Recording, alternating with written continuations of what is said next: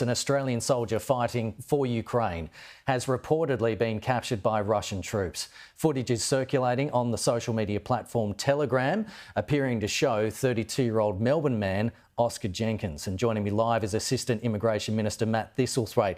Matt, appreciate your time this morning. Thank you. Can you confirm an Australian has been captured by Russian troops in Ukraine? Good morning, Kenny. There's obviously media reports, and I think that this highlights why the government has advised to Australians not to travel to Ukraine to seek to become involved in this conflict or otherwise. It is an active war zone, and there's extreme danger there. And there's been, unfortunately, Australians who've been killed in the conflict. There's been no confirmation yet from the Department of Foreign Affairs and Trade, so I don't want to get ahead of that. Investigations are still taking place. Obviously, there's media reportage, but once again, it highlights why there is a severe travel warning against travelling to the Ukraine. It's a war zone. It's very, very dangerous, and Australians should not seek to become involved in this conflict. Yeah, so you're not hearing anything through official channels yet as to the fate of Oscar Jenkins? It hasn't been confirmed yet. Obviously, the Department of Foreign Affairs and Trade will be working as hard as they possibly can to confirm this, and I don't want to get ahead of that.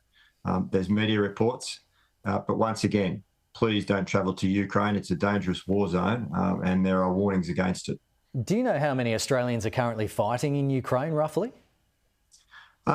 There's reports of different numbers. I can't confirm that. Unfortunately, there have been Australians who have gone to the area to seek to become involved in the conflict. They've been killed, and it highlights just how dangerous this situation is. Australia is, of course, opposed to Russia's illegal and immoral invasion of Ukraine. We've provided support to Ukrainian forces and the Ukrainian government, but it's been confined to financial assistance associated with humanitarian issues and military hardware. And there's been Australians involved in the training of Ukrainian troops as part of Operation Kudu, but that's all been done from the United Kingdom, where it's much safer. And that support will continue, but we don't want Australians travelling to the region to seek to become involved in the conflict. There's reports Russia is actively targeting foreign fighters on the battlefield so they can be used in prisoner swap deals. Is that what you're hearing as well?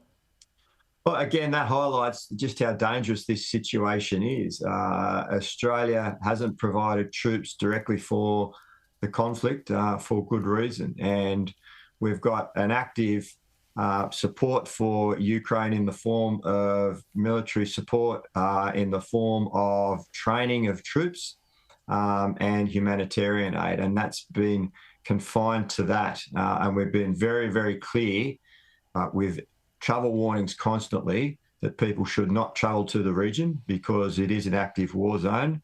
And we have unfortunately had Australians killed. There's calls for the Albanese government to step in and sort out the dispute with the rail union and the New South Wales government so the Sydney New Year's Eve fireworks can be saved. The Prime Minister says he supports the Minns government, and that's pretty much it. Should federal Labor be doing more here? Well, obviously, we all want to make sure that the fireworks can go ahead and that Australians can enjoy a celebration of New Year. It's a wonderful time, not only in Sydney, but across Australia. For families and people on holidays to come together and enjoy our beautiful natural environment, particularly Sydney Harbour. Obviously, this is a dispute that involves the New South Wales government and the Rail, Tram and Bus Union. And we've got every confidence in the New South Wales Transport Minister and the Premier to try and sort this issue out. So at this stage, it's something for the New South Wales government to work on. But obviously, we want to make sure that Australians can enjoy the fireworks and other festivities around New Year's Eve. Just finally, Matt, on this story on the front page of The Australian today, heroin, meth and fentanyl are flooding into Australia's immigration detention centres, according to The Australian, with a spate of drug-related issues in detention centres in Melbourne, Sydney and Perth. Are our immigration detention centres secure?